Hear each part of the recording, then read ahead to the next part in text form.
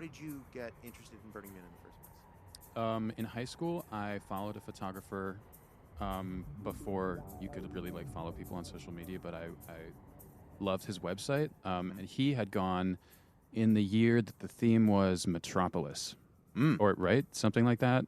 There was a lot of like steampunk-looking people and objects and buildings. And I was like, that's cool. I'll never go to that. And then I kind of forgot about it for a while. The photographer turned out to be a false idol. Yeah, Oh, problematic fave. Whoa. Never. Sucks. It does suck. Who knows where he is now? And then I was always like, it's too much money. You know, I haven't really traveled alone in that way. And then very recently, only in like January of 2019, I was getting ramen in New York with a friend. The same friend who was working, middle person friend who me and my future travel mate both knew really well, who worked at Sleep No More with me. And she just like mentioned it out of the blue. She's like, yeah, I'm going to Burning Man this year. And I was like, me too. Nice. Like, yeah, that sounds great. And we made all these plans and then they all radically changed. But I don't know. It just was so cool. I ended up, like I did everything myself. I went home to New Hampshire. I built a monkey hut in my backyard. It was impressive. Thank you. Did a really good job. It also almost flew away and killed. I don't know. It's fine. That is what monkey huts do. Yeah, but Especially your first one. Yeah, I woke up and Vinny, my travel mate, was like, Eli, wake up. Eli, it's 6 inches off the ground. Eli, it's 8 inches off the ground. Wake up. And then Maya helped us to lag bolt it down, which is cool. But I don't know. It was so satisfying to do everything myself and get it there. And can't wait to do it again, you know? Yeah. It was super dope.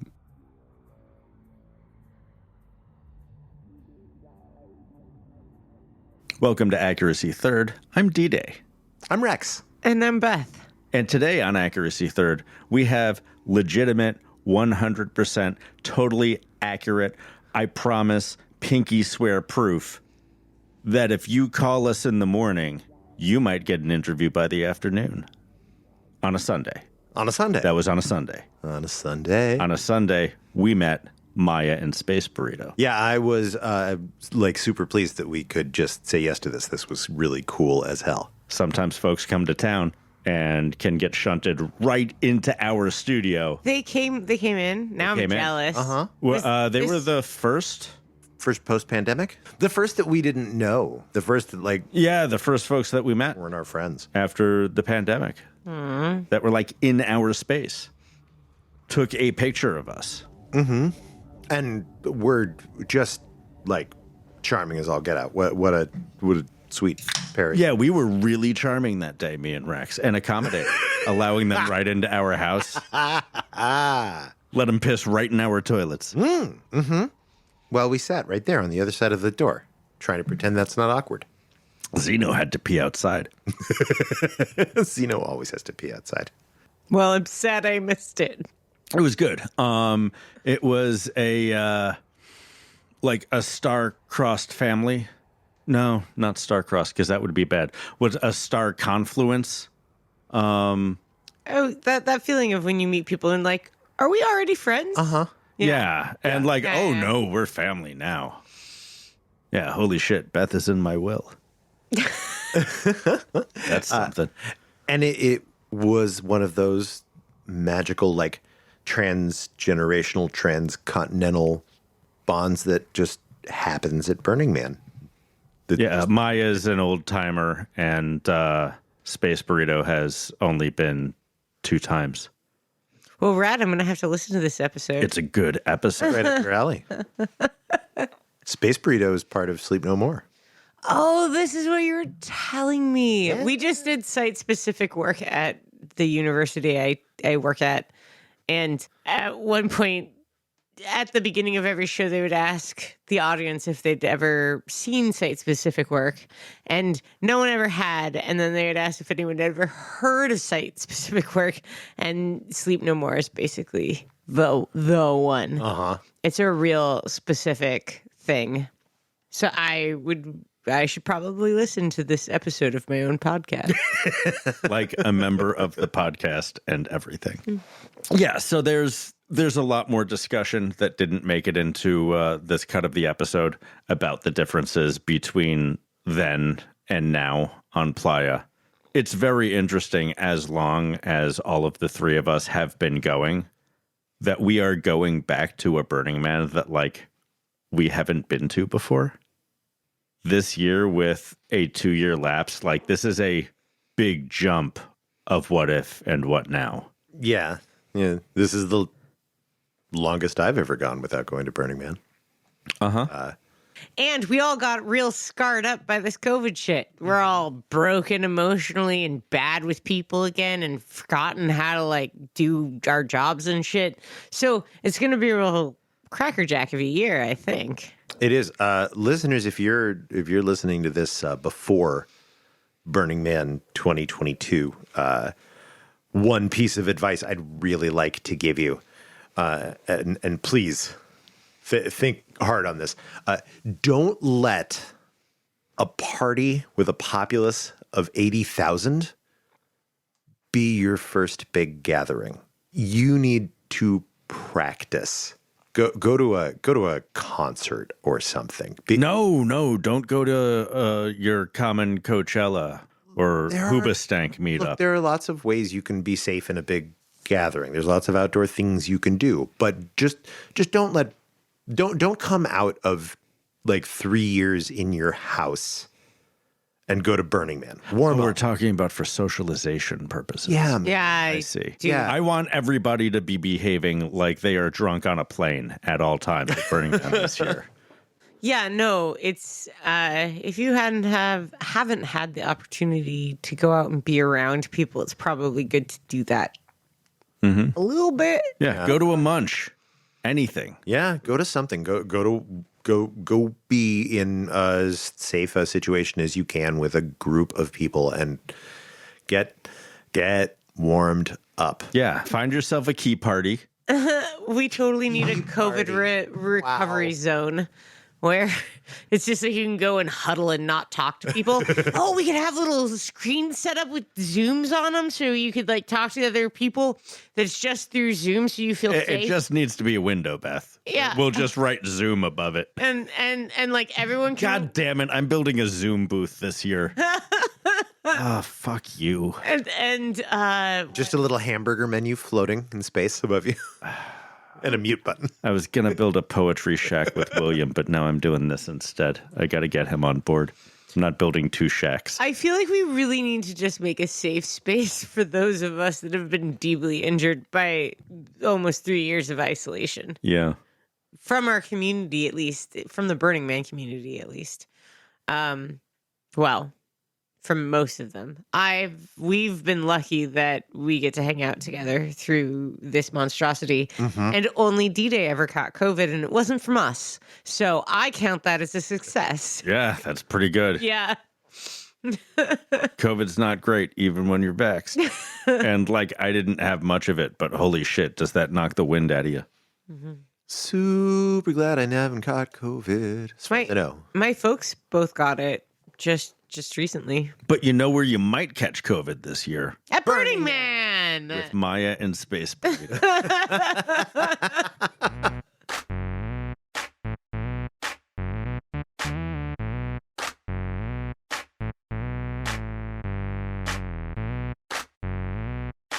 We're hot and live, friends. Welcome to the podcast.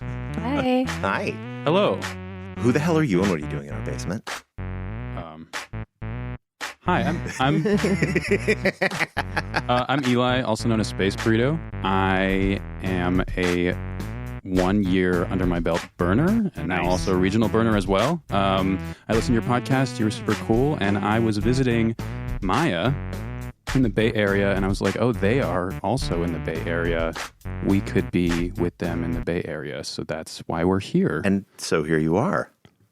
And Maya, introduce yourself to. Hi, my name is Maya. I live in Marin County, and I'm here because Eli brought me, and we met at Burning Man at my last Burning Man in 2019, which was my 9th time, but I took a 13-year break between. Oh, Oh, wow. So I started in 96.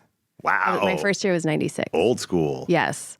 And I was at the Rave Camp. Anyway, No, that was we like want to 2 hear miles. it. Don't That was 2 wave miles things from away. the main camp. Oh, 'cause- so you ruined Burning Man. No, I've I been just wondering. I just went to check that shit out. I was like, what? I didn't know what I was coming to. My best guy friends brought me. I was very unprepared, and we couldn't even see main camp from where we were at the rave camp. Anyway, it was a very different thing. And then I skipped a year, came back 98, and then went every year. I went pregnant, which I don't recommend. I hear that's pretty challenging. I was very big with a big baby inside of me. And it's not a good idea to do that. And then I skipped a couple years when I had a little baby, and I came in 2005 was my last year for 13 years. Cause I was like, I just found, I got jaded, and I just, I needed a break. You saw some of the major transitions of the event. That it's got to be easy to get jaded when you were at Rave Camp. Yeah. That's so interesting. We haven't talked to anybody who was part of the Rave Camp Oh, Invasion. really? Yeah. How was that for you, like culturally? Did you interact with a lot of people at the In the main Rave camp? Oh, in the rave. Yeah. Or I mean, on the other side of the divide. I was only at the rave camp. I mean, because it was 2 miles from the main camp. You couldn't see main camp. Did you like from have where we a were? bike or anything when you were there? I'm pretty sure I had a bike. I must have had a bike. Right? I had to have had a bike. Or you were Maybe walking a lot. But maybe every I day. didn't. I mean, I remember like trying to get rides across the playa. But It would be pretty surprising So if you had strange. a bike. Most first years don't think. I probably didn't have a bike. I had like a pair of cutoffs and some boots and like a cowboy hat. And Yeah, like that sounds like a first year. and my friends literally brought a tarp that they strung up on top of their cars, so you couldn't even stand up underneath it, and like a couple of like lawn chairs underneath. I mean, it was like You guys brought 3.5 supplies. Bare- That's not bad. bare bones. This sounds so much like my first year. My first year, we thought that bending PVC was When good did you? When was structural. your first year? 99. Nice. Yeah, bending PVC that works. It'll take weight and wind and tarps. I did it. I didn't die. Almost. Almost. Yeah. We didn't die, but boy, did we learn exactly how much PVC will flex. A lot. I didn't even bring shade. There's a picture of me my first year reading a book on a chase lounge in the sun where I then fell asleep. Oh no. That's scary. That's I almost got heat stroke by not Yeah. paying attention to shade. That's one of my only sunburns. Ever. Yeah. Oh. Yeah, I'm swarthy. Oh. Wow, if only I not- knew that was it. Like desert swarthy, though. I'm Greek swarthy. Mediterranean swarthy is pretty swarthy. It's relatively swarthy. Yeah. By Euro standards. Got to be careful out there. Right? Oh, yeah. Yeah, I could be a You lot need more careful, shade. like out there and in here. It does not matter how much melanin you express. When you're on playa, Yeah. you need to apply sunscreen or get a good solid patina of playa dust packed. Yeah. Yeah, I get quite filth now. Yeah, that's Yeah. smart. Do you think that playa dust actually protects from SPF in any way? I really do. All that sunscreen really is a high albedo substance that coats your skin and reflects out So a lot you of that just light. gotta cover yourself with That's- playa. Yeah. And then hope that physical your barrier. skin doesn't crack open. Well, it's not great. There's nothing that's great. It's going to dry the shit out of you. But I have habitually not applied sunscreen after the first day or two, and I've only on a couple of occasions got a sunburn, and I'm out in the sun. I went through like a full pump bottle of Banana Boat, and I was like, this is a lot of sunscreen to carry out for a single week, and it was like $30 worth of sunscreen. It was kind of ridiculous, but I didn't get sunburned, so I haven't gotten burned the last 2 times, but like, I mean, I took a 13-year break as a parent. So as a hardcore all the time parent to another person. So maybe going back in 2018 to 2019, I just like know how to cover myself better than I did back in the day. But maybe I didn't get burned much. Like, I don't remember having a like horrible burning burn. The only really nasty sunburn I've got out there is when I had to stand a long ranger shift on a single perimeter, and I caught the top of my nose. Oh. Right off. Ow. And then you can't wear sunglasses or anything. It's like, And that was like, that was 2007 when the man burned early. I had to stand perimeter on the burnt up man. And that was like Tuesday of event. So I spent the entire rest of event walking around looking real pretty with a giant scab. Thank you for your service. Lovely. at least people knew, they were like, oh, you were there. Yeah, that's what happens when you're on safety team. Yeah. You take the hit for the community, and sometimes the hit is a scab on your schnoz. Yeah, sorry. Are you always a ranger? Do you guys? I haven't rangered in a long time. I did it for 7 years, but stopped doing it about 10 years ago. I'm not confident it's good for me or the community if I ranger. It's probably better that I don't feel like I'm in charge for a couple weeks of the year. No, D-Day should really always be back of house. Do you have a camp together? Like what's? We're friends. We both volunteer for one of the center camp teams. I also volunteered at Center Camp in 2019. I helped to mix sound. Oh, nice. Yeah, it was super cool. Good for you. During the event?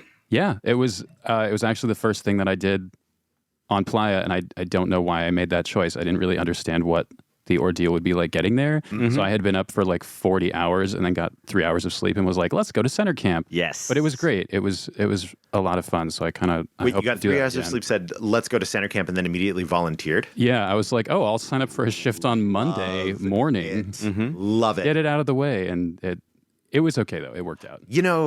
You looked vaguely familiar, and it wouldn't surprise me at all if... Have we met before? I bet I was around your first shift, because we open on Sunday now. I don't know. You don't know. We don't. I don't know how days work, but like I've certainly been in the cafe on Monday and Monday evening more heavily than any other day of event week. The people that I was on shift with, there was a guy named Chris with a K who had purple hair. And there was a wonderful person named Birthday Cake. Who Yeah, we know Carol real well. super, super cool. There was somebody named Fuckerpants.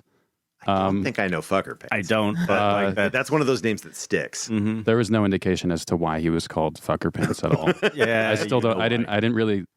I was really freaked out, and so I didn't ask, but I really wanted to know. But I never. That's what that kind of name is for. That's an attention name.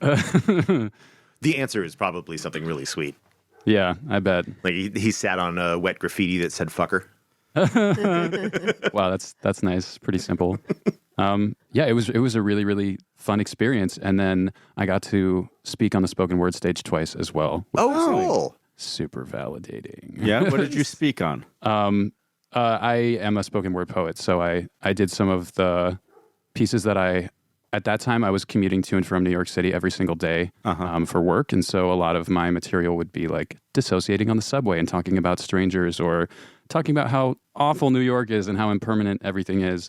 What was the weirdest was after the second time, this guy came up to me and he said, I really liked your piece. Are you from the city? And I was like, yes. I used to work at Sleep No More. I'm all this stuff. And he's like, oh, I know the people who run that. And I was like, uh-oh. And I can say this. I can say this on air. It's fine. He's like, does still run that? He's like such a prick. I was like, yes. Also, we should stop talking about this because he still pays me. And I was like, wow, I really cannot get away from that building anywhere in the whole world. Well, I mean, not if you're going to one of the premier arts festivals. That's true. You're going to run into people who are deeply familiar with your extreme cutting edge theater performance. Sorry, my guy. Extreme, cutting edge, dark, dank, full of dust, spooky, creepy, weird. Yeah, that's theater. Yeah. And Burning Man. I've been on night. catwalks, many catwalks. Are you a theater professional, either of you? He is a I have been paid to do theater.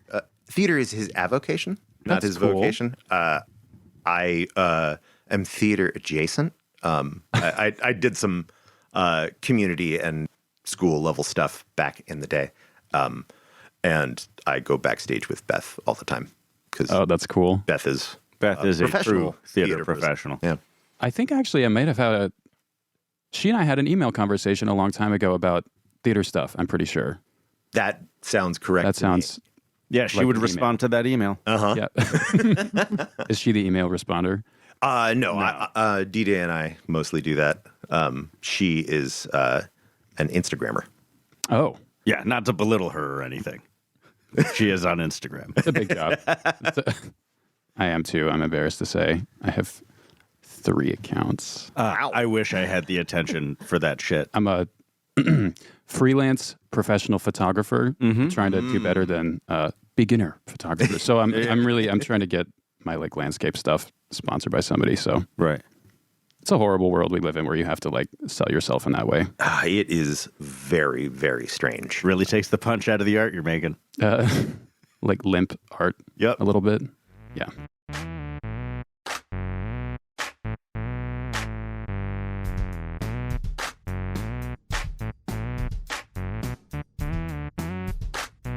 Maya, how did you get there in the first place? Like what happened? Last time? Just like anytime.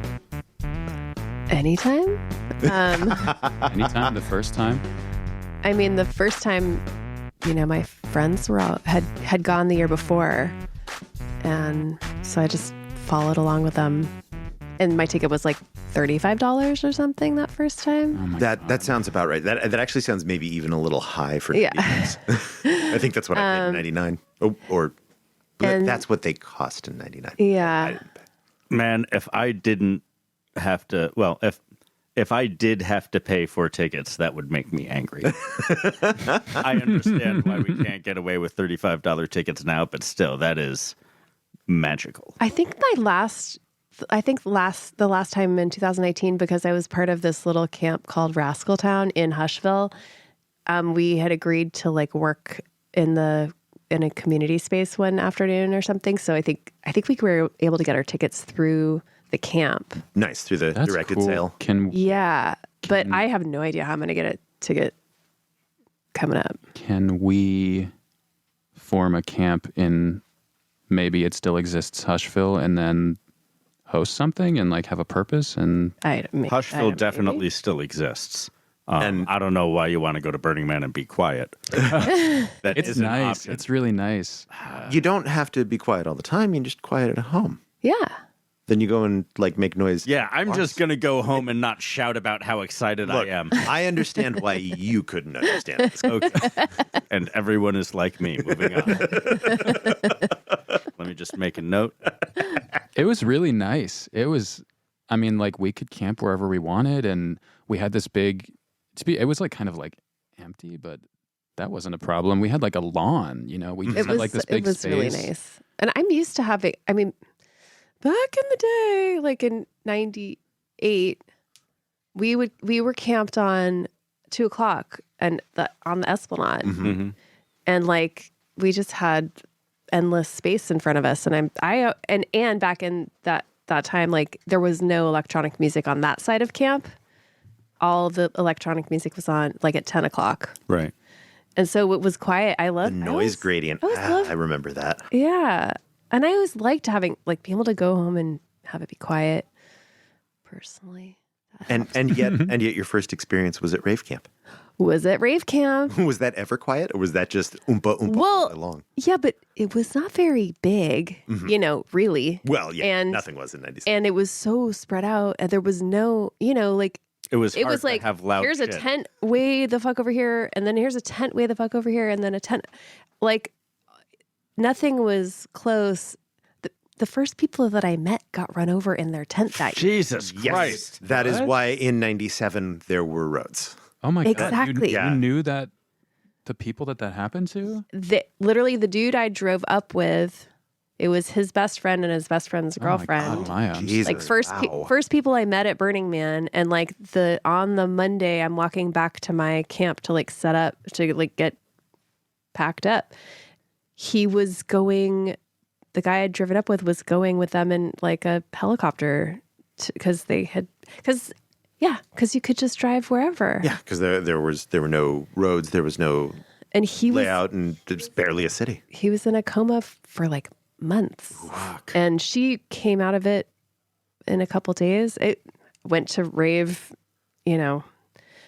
fundraisers to help them. But yeah, part of the reason I didn't go back the next year. But That's a pretty good reason to take a year off. That's a little traumatic. That same thing starts happening at the end of the event too. Right. As the whole as everything falls apart. as the whole logistics start being taken down. Yeah. And there were folks who went to Radical Burn this past year that were just like, oh, it's great not having infrastructure or roads or names. Just like, yeah, some of that you need when you scale it up to 80,000 Yeah. people. Like, Safety. nobody really gives a shit what you're doing when there's 12,000, 20,000 people out there. But when it starts getting serious, it starts getting serious. Yeah, roads are not a tool of the oppressor. I didn't understand how. I mean, like I like brought lights for myself for safety and stuff, but I didn't realize how easy it would be to run into someone or something that was dark until Yes. I can't remember. Was it it might have been us. I almost ran over several downed abandoned bikes and really got hurt. Oh, yeah. And like flew off my bike, and I was like, oh, what is that? A shape? is it alive? Yeah, unlit bikes lying on their side on open playa are incredibly treacherous, Yeah, don't do that. especially once the moon sets or before it comes up. That's death waiting to Yeah. happen.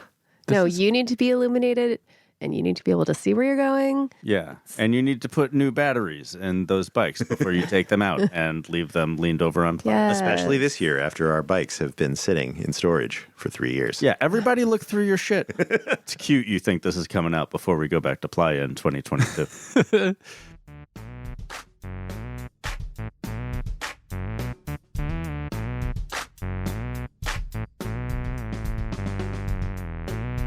Tell us about you two meeting, a virgin and an extremely veteran burner. Well, I had, through a very long, strange series of events, I kind of ended up going to the burn with someone I barely knew. We're good friends now, but he and I had worked together at Sleep No More, and we had another person who we both knew very well who was going to come with us who had to drop out at the last minute. So we ended up just the two of us going, and it was like, oh my God, I don't know this person. We're going to be driving overnight. What do I do? And it ended up being perfect. He's just like the loveliest person in the whole world. Love you, But Vinny. we had, so like we trusted each other to drive this rental car and lie to the rental company that we weren't going there. Where did you come in from? We both flew from New Jersey, probably from Newark. I don't know. He may have flown out of the city. But we both ended up in SF at different times, and he came to pick me up at 10 a.m.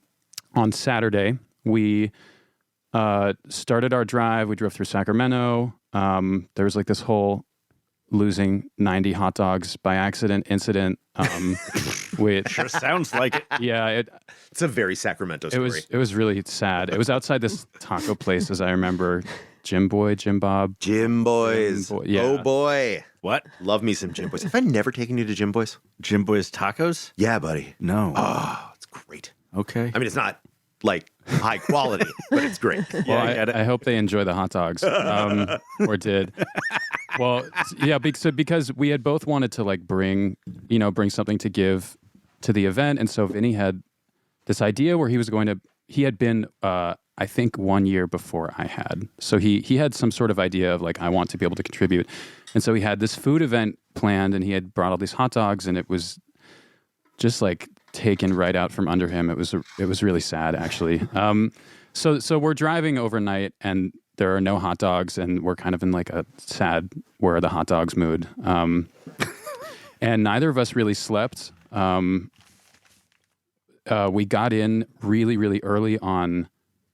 The gates opened at Saturday night at midnight, I think. Mm-hmm. Yep. So we got in really early on Sunday morning. I was like, what the fuck is going on? The sun came up and I was like, is this really happening? Like I'm so tired and like, I don't know where I am. And this is a desert. Like, wow, it's really dry.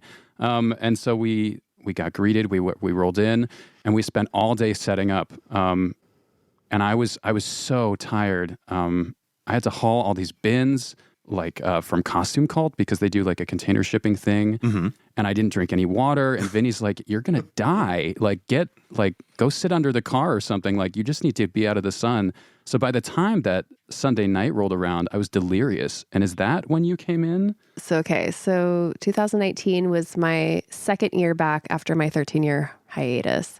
When I came back in 18, I got tickets last minute, worked until 3 p.m. on Friday in Marin and had to drive, packed my car before I went to work that day, drove up there, got there at like midnight, and she set everything up for me before I got there. So that was my first year back after 13 years. I was super minimal. And then when I came back for 2019, I made a super plush camp, and I was camping with Effie and Junai in Hushville in Rascal Town. And it was like, I think maybe Wednesday night. Oh, and God, and it was Effie and I trying to put up this huge, humongous, double-sized easy up thing. Oh yeah, you had and the two of us were just like, and it was dark, and I saw you guys over there, and I was just like, hey, any chance you guys could help us pull this thing up? And so with 4 people, we could pull out the 4 corners. I remember now. And then Effie wasn't feeling good, and she was like, and it's like midnight or something, and Effie's going to bed, and I'm like, I'm ready to go out. And so I saw you guys getting ready over there, and I went and totally invited myself along on your journey. And it was like, because you and Vinny and Paprika were getting your shit together, and I was like, hey, we had our. Where are you guys that must going? Have been I think that was Tuesday night. Maybe it was Tuesday night. Yeah, maybe. And then I followed you guys around the playa all night long, and we watched the sunrise at that was magic. that cool fucking thing. That they burned down. Okay, it's hold and on. It was so beautiful, and you guys were the Folly. It was the Folly. Okay, and you guys, Folly was so. You guys incredible. were all on acid, I think. We were, and I was just super stoned. Man, I thought you were going to say something profound. You were super touched. You grew too much that night, but no, man, you were just also quite high. Okay, it was so great, and I think, and I got a flat tire. So you've really jogged my memory. This is what happened. So, if I can describe my first 2 days there. So I was super tired. It had been a long day. By the time that Sunday night rolled around, I was like, I just sat up all day. I have to go and look at the playa at night because I've been thinking about this for a year, and I just have to go experience it. And I got out there, and I lasted 3.5 minutes. And I vividly remember looking out and seeing an eighth note, a large musical eighth note spouting fire. And I was like, I need to go the fuck to bed. This is too much. This cannot continue. And so I passed out. And we had sourced bikes from a very nice guy on Craigslist, and we had driven them out, and it was really serving me well. And I was like, great, I can go to bed. I'm going to wake up. I have a functional bike. I have shelter now. Everything's going to be good. So the next day I went to center camp. I did my volunteering, and I rolled around, and I was like, wow, this is really cool. I'm going to go find Vinny, and we'll go out tonight and see the town. And I found him. We were out there, and he rolls up with this bright, bubbly lady, and he's like, "This is Paprika. We just met." And I'm like, "Hi!" And before I can even say hi, she's like, "Hi, I'm Paprika." And she's the most wonderful person. Yeah, I like her already. Yeah, she's the reason that we named her Paprika is because I used to be an orientation leader in college, and so I'm really good with icebreakers. And I was like, that's a great way to make friends. What question will I ask everyone this week? And the question was, can you name a spice that describes your sex life and tell me why? And she said, paprika, because I'm smoky. It was not that. It was because I don't know. But it was funny. Because it's funny. Because I only shtup Hungarians. It was something like that, but then because I look spicier than I am. Yeah. So it was me and Vinny and newly named Paprika, and we were at this drag show. And we were like, wow, this was great that there's drag on Playa, and now we're going to leave and roll around. And I went to my bike, and the tire was like decimated. I was like, what? The first betrayal. So I was like, you know what? Somebody around here has an air pump. I'll go and beg forgiveness and ask if I can use it. I found somebody who let me bump it up. Everything was good. We walked about 50 yards, and suddenly the tire was flat again. I was like, oh, it's got a hole. This isn't good. So I said, the two of you go off. It's, I'm going to limp along with this fucking thing. Time for a little radical self-reliance. So I was up until 3 a.m. walking all around the city, like going from bike shop to bike shop. And I was like, well, can I use your tools? Like, I'll give them back. I'll teach myself how to do it. And finally, at the end of the night, somebody was kind enough to give me a diagram on how to change a tire. So I figured it out, and I was like, awesome. Like, I still had a good night. I'm going to go to bed, and I'll wake up, and I'll have a functional bike, and now I have shelter, and it's all going to be good. And I woke up, and once again, the bike was flat. Oh, no. It's like, what the fuck? That's like my first 3 years at Burning. Did the diagram omit the step where you feel around on the inside of the tire for what's actually... That's exactly what happened. Well, so then it was Tuesday, and it turned out that Paprika was also... We were all camping in Hushville. So Paprika was like right across the way from us, and she was like easily the most prepared person I think I've ever met in my whole life. She had gotten herself It was her alone. It was her first time there. She came alone. Yeah. Whoa. With everything. With everything. She had a solar panel, a tent that was like as big as my apartment. It was fucking amazing. She's a beast. She had venison jerky that she had. Best kind of This jerky. could be fake, but I think that she like slaughtered. She like hunted. It was jerky that she had hunted herself. Delightful. And she had a giant tray of psilocybin Rice Krispie treats. Pebbles. Oh, treats. yeah. Well. Just like the most prepared person I had ever seen. She's amazing. I love her. And she was like, I can't help you fix this tire. So we wandered around some more. We went to Playa Bike Repair, and I was like, what?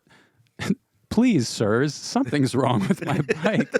How do I help? And it just kept going. We split up. I was riding around the city. There was like no matter how many times I changed the tire, it would explode. Oof. There was one point where I was in the middle of the street on Tuesday, and I just heard this bang, and I just I gave up. I just fell into the dirt, and I laid on my back for a while. And like this woman, It's fair. It's I was looking into the sky, and it was just like bright and beautiful, and like a shadow comes over me, and it's this woman, and she's like, "Are you good?" And I was like, I think I'm just gonna, and she's like, I know, but come on, there's probably something on the inside of your wheel. And I was like, wheels have inside? So finally, after 2 days of very strange occurrences, I fixed the bike. And we get to that evening, and I'm like, yes, I'm gonna go out and look at art tonight with my bike that works. And then suddenly there was this group of people setting up their canopy, and they were like, can you help? And we helped. And then Maya came over and she's like, we're going out. And I was like, yeah, sure. And then her tire popped. And I was like, we are leaving this woman behind. I can't do this anymore. But the decision to just walk around on foot and just walk our bikes was like the best thing that could have possibly happened. And so I'm really glad that I was not a prick and listened to my own shortcomings about bikes, and that you broke your bike, because it was such a cool thing to be able to meet. And we were camping like 10 feet from each other. So we just spent the whole week together. And now he's my little brother. Yeah, nice. Here we are. That is so adorable. I love this transcontinental burner connection. Well, and it was so interesting because it's like hearing you talk about it, and like, right, we ended up having to walk. I mean, because you were so kind to fucking drag your bike along because I couldn't ride my bike.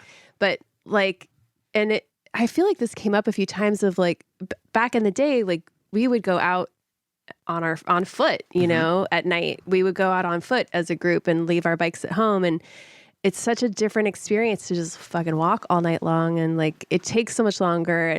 But there's so many more like little weird things that happen because you're engaging with everything around you. And I was, and I realized I had missed that. I had missed doing that. And, it was interesting. Like I think I got so used to like the ease of just getting on the bike when the bike works and getting everywhere more quickly. But like, I I love those nights where it's like we leave our bikes at home and we just walk and walk and walk and walk and walk and see what happens and see what shows up. And Yeah, I agree. The hack that we landed on this last year that I think was a really great solution is we rode our bikes way the hell out into deep playa, found a really identifiable landmark, locked all our bikes together, and then just went wandering around. Yeah. Then when we were all tired, we jumped on our bikes, rode back home. yeah, That's it was convenient. nice. Yeah.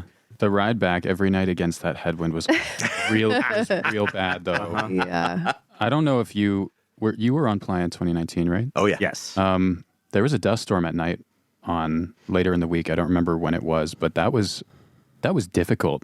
I was out there with Paprika, just the two of us, and it took us like hours to get back in because it was, I don't know, there were substances speaking for me, but it felt like hurricane force winds, and I was like, I'm powerless against this. So yeah, sometimes Yeah. biking is definitely twice as hard wind. Yeah. And like 8 times as difficult because of the dust. yes, If you're in a wind corridor where a lot of dust travels and you're riding against the headwind on soft, pillowy dust, that is absolutely the worst. It's almost better just to get off and walk. Yep.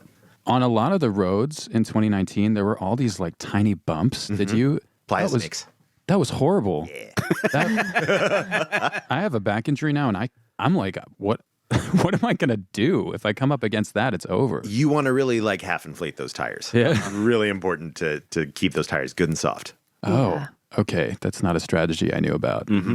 That and disconnect any derailleur. Just Right. fixed gear that shit. Yeah. I don't know. We'll see. I have like an 8-gear bike. It's pretty good. Yeah. Do you use all 8 gears? No. No, I use like 3 of them. I That's have very 3 more than fast, none. very slow, and what's that? I don't know. I haven't tried to ride a bike since my back had this whole thing. So I'm thinking I have like this pipe dream of like an electric recumbent bike, which sounds totally psycho, but like maybe. I do a It would trike work. instead. Oh. Oh, I didn't even think about that. Yeah. Yeah, Yeah, electric get a trike would be a trike, good see if solution. that's comfortable enough, and if you need Because you to could be electrify it. reclined. Yeah, Be but supported. it's more like how do I get it there? Yeah, it's big. Ramp. No, like get it there from the East Coast. Oh, yeah. You'll have to build that on Playa. Oh yeah, I guess I could just put parts out and just handle it, you know. Wow, that's really cool. And then send it back with someone or store it out there or something. I convinced Maya to take my bike into her garage, and after the pandemic, may it rest in pieces. May it rest May it rest. peacefully.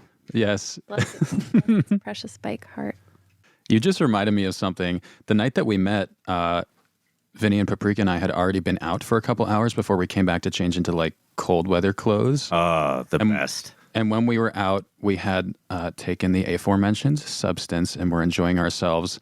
And I had heard that there was that maybe the year before or something that there was this art project that was like a fake moon. Yeah. Oh, No, and when I tell you, like for hours we were staring at the moon, and I was like, it's fake. That's fake. not real. Like that crescent moon is fake. And everybody else was like, Eli, it shut up. did It's look the like it was fucking moon." attached to something. But it wasn't. It was the moon. No, but I was really convinced that the moon didn't exist for a long time. It was a special moment. That's happened to me on multiple years from different art projects and also just From the real moon. from the real moon. It's confusing out there. The questionably it's real confusing moon. out there. It's part of what's so magical about it. You never know what's that off in the distance. What could that be?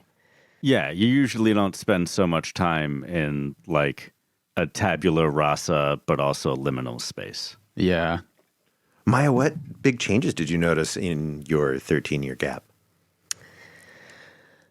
I mean, you know, I'd heard about the like plug and play situation and saw some of it, which was like, oh, that's really different looking. You know, like We came up rows- with Rave Camp. the rows of beautiful, gigantic, you know, campers. Clean RVs. Yeah, I was like, whoa. You know, while I saw all of that stuff and I seemed like there were a lot of places that felt like a little more exclusionary, it also felt like there was still just the same beautiful, magical, you know, burners that have always been there and kept it so open and sweet. I'm glad to hear you say that because that's been my experience going continuously. Like the scale has changed, obviously, and technology of lighting has gotten cheaper and more ubiquitous. Yes. One of the things that is a big, very dramatic difference, because like being there and like existing doesn't feel that different. It still feels like there's lots of space,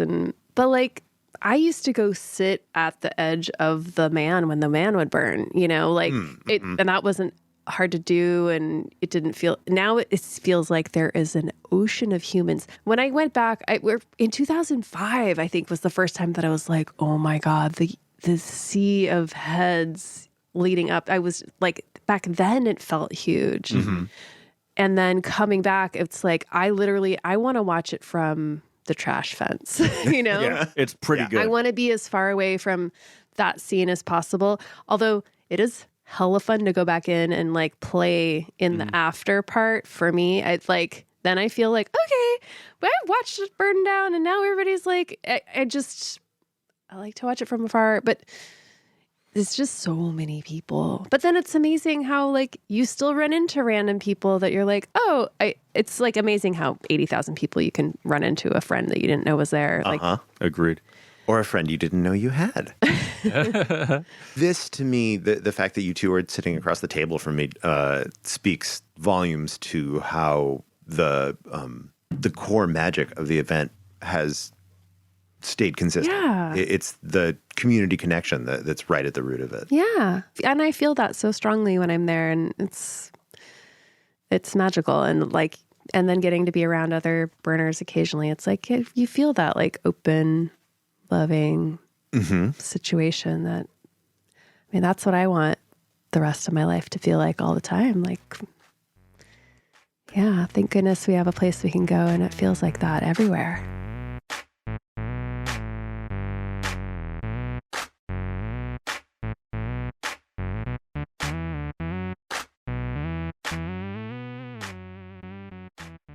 I was really surprised at how easy weather-wise 2019 on Playa was. I came prepared for like some crazy shit, and none of it happened. Well, the thing is, you always got to be prepared. Yes, Never you get do. complacent. Yeah. You'll get complacent, and that year will be fine. And you'll get complacent, and that next year, it'll be a little hard for like a night or two, but it'll be fine. And the next year, like, you don't bring a winter jacket, and it's 40 every night. Yeah. I think you can be pretty much fine as long as you have enough blankets. And no air mattress. Never. No Never, air ever mattress. an air mattress. Fuck air mattresses. I think I'm going to do memory foam, like you said. Yeah. That would be a good idea. Oh, so much better. You can get away with a thermarest if you're like a hardcore camper backpacker, but none of those like On that like ground, guest that would suck. bedroom No, mattress. no, those things are the worst. I was on one of those when I was pregnant and would have to roll off that thing, and it would be half deflated off of the floor with my giant friggin' belt. It was You had gone enough times. no, literally after that year, I was like, I am never sleeping on a fucking air mattress ever again as long as I live. No. I won't even sleep in them if I'm like staying at somebody's house. I'm like, just give me a blanket and I'll sleep on your hardwood. I'm fine. Yeah. I'd rather just have like hard and level Yeah. than I've passed out on a kitchen Hard on my floor hip. before. I ain't fancy. Yeah. You got a pillow and someone else's jacket, and I'm good. That's like Artie. He can sleep anywhere. I'm Yeah. jealous. You on sleep team? Sleep team is the best. People are like, oh, I fall asleep like immediately on a plane. I'm just like, pfft, I fall asleep immediately right here. Give me 3 minutes.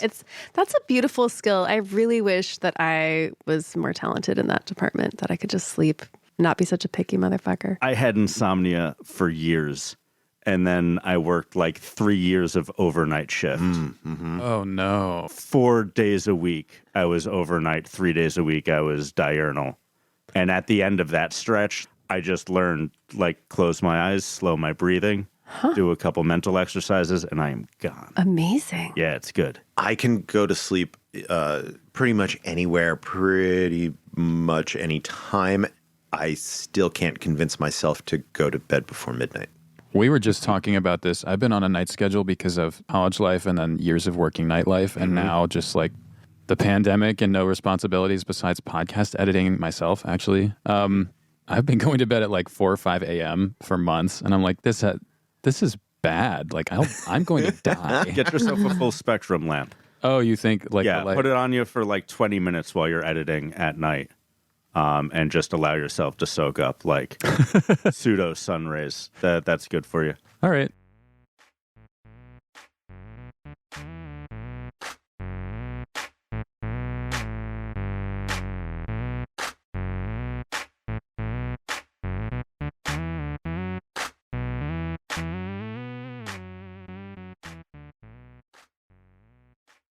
Be kind of fun to do a art project at Burning Man where you do like a Baha'i proselytizing mission that's just like slightly off in all the details.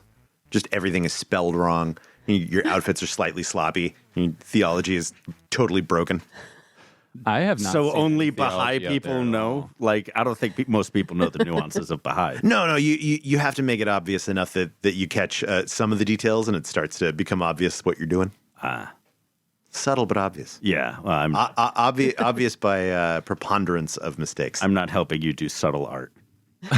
No, I know that. Yeah, cool. Do you have like a favorite least subtle art that you've enjoyed out there that comes to mind? Back in the day, there was somebody that brought out the double human scale puppets. They might have been more costume than puppet, but like some big pantomime characters that were the senior leadership of the Bush administration as the face card characters from Alice.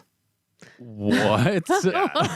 Whoa. Wow. Pretty great. I think Cheney was the Red Queen. Sure. Amazing. The Queen of Hearts, yeah. Oh, that's And So double life size puppet. Uh-huh. That sounds fucking amazing.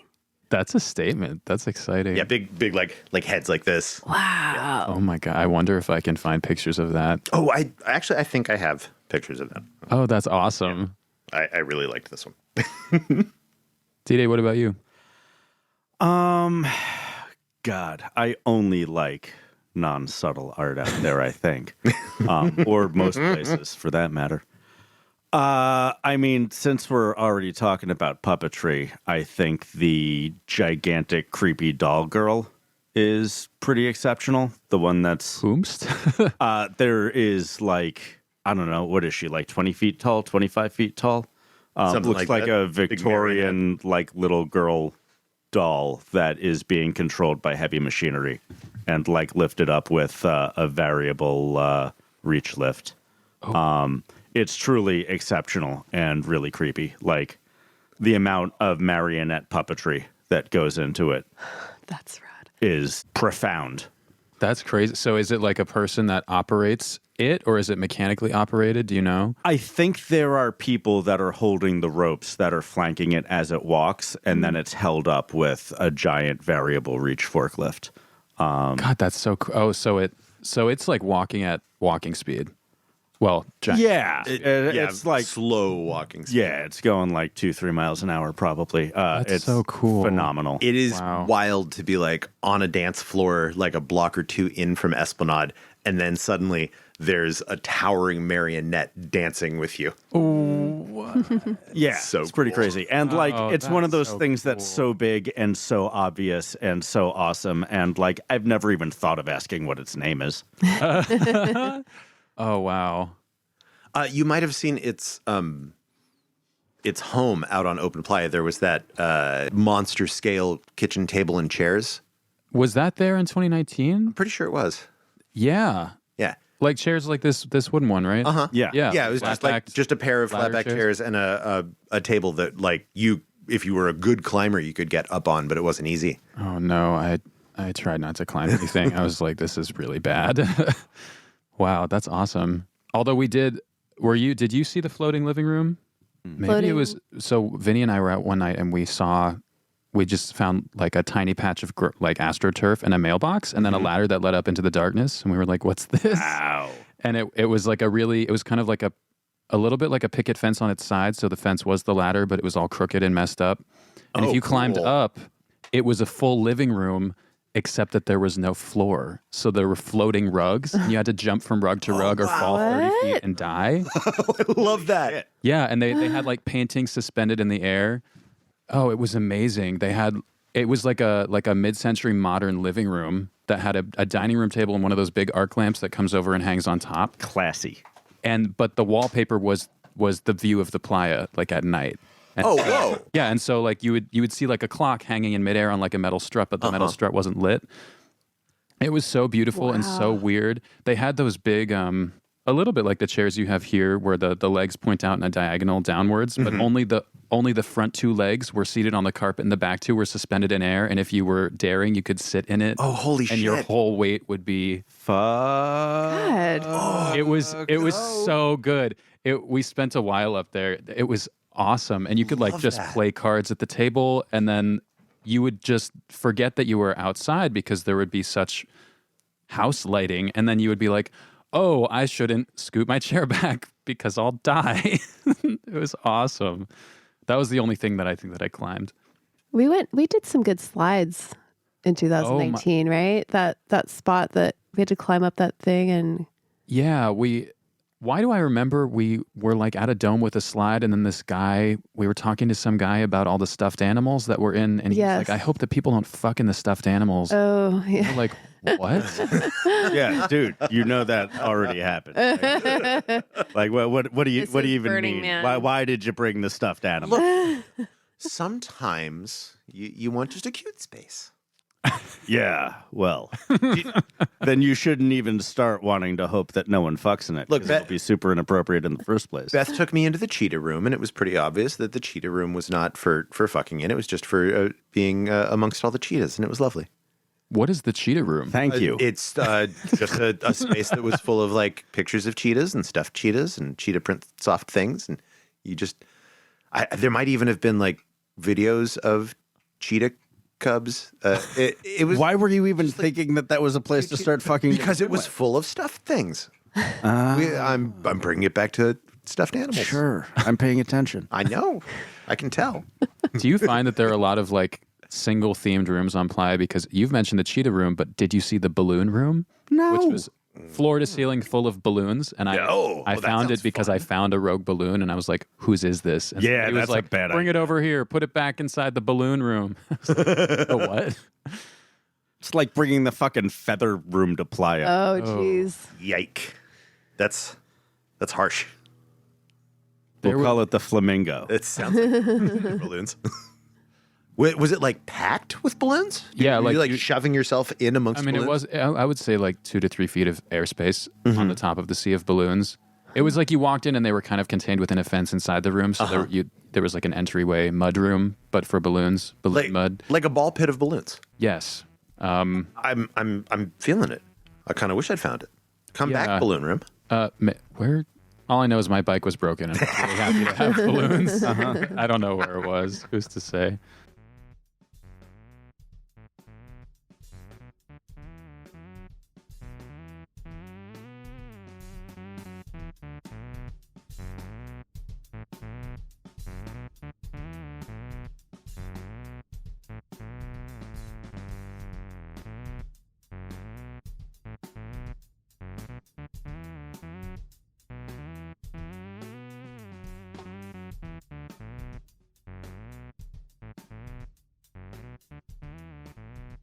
And that was Maya and Space Burrito. The music in this episode, I'm going to say, was made by me because I still have like 7 to 12 minutes left of editing to do on the post-outro segment. Stinger? What's that thing that I dangle off the end of each episode called? Button. The button. I haven't finished editing the button for this episode yet, so I certainly haven't laid in music underneath it. And since I don't know whose music it's going to be, we'll just say it's mine. Hey, I make music. It's all right. I have since I was little. What would you call it, Beth? You don't like button? Coda? I feel like Coda is putting on airs. Yeah, it feels much more like a dingleberry. We are not a symphony. Yeah, I'm dingleberrying the end of this episode with a really sweet story. You should stick around. And if you don't know, Epilogue. Epigraph? That to me sounds more pretentious than Epilogue Coda. is pretty pretentious. Yeah, Coda- this isn't quite a narrative. Coda is like a dog's name. Dakota's the little puppy that follows out of the car. This is the Dakota is a goddamn state, Beth, and they deserve respect. People there still have some rights. It means tail. Yeah. Yeah, I like Coda. I think Coda is a great way to refer to the thing at the end of the thing. I guess, I mean, we are an audio thing. We are an audio thing. An audio thing. We produce an audio thing. we We're make- going to have a party we at make Burning Man collections of this summer. sounds, put them together. D-Day's trying to tell you about our listener appreciation party. We're going to have one. We're gonna It's going to have be in Center Camp, the Center Camp that we build, newly called Center Camp. You know what? Maybe I'll have a piece of art hanging there. I'd like to, because if I bring it to Burning Man, then someone can take it from Burning Man, and I don't either have to store it in the attic or find a place for it on the walls. And that party will be at Center Camp on At Center. Wednesday of Burn event Week. Wednesday, the 31st of August, 2022. At 2 p.m. ish. Join us and listeners of our show like you, and also members of the Reddit community, because we're doing a mashup party, because why not?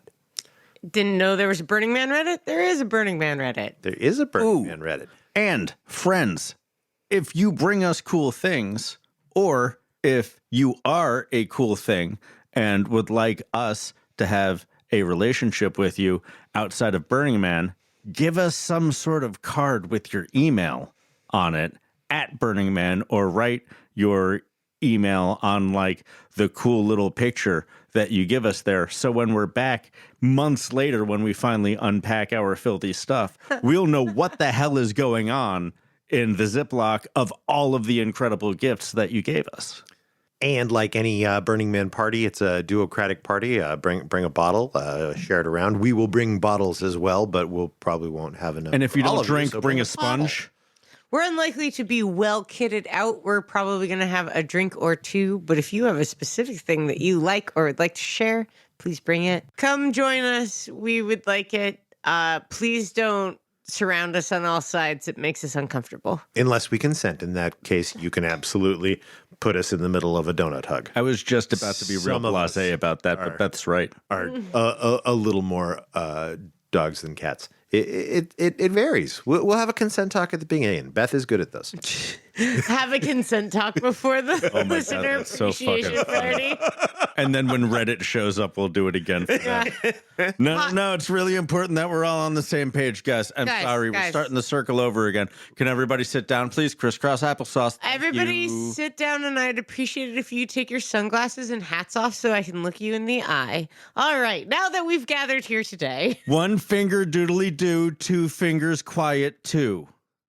Thank you, everyone. Okay, eyes, and we're going to have a party. Now, if you'd like to participate in these fun things that we do, but all of this consent talk shit has put you off your lunch, you can also be part of the fun at Accuracy Third by being part of our podcast. Holler at us at accuracythird@gmail.com.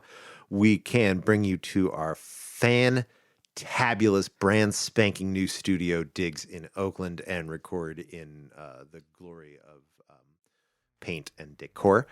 You can also call in if that's easier for you because of distance or COVID. But come or see whatnot. our shed. We have such a cool shed. Yeah, This is you can not make it a through shed. here. This is a shedio. Yes, the Accuracy Third Shedio. You're welcome. Love it. Yeah, dead on. Yeah, please. Thanks for listening, everybody. Accuracy Third is produced by Accuracy Third, which is the three of us. We're sorry.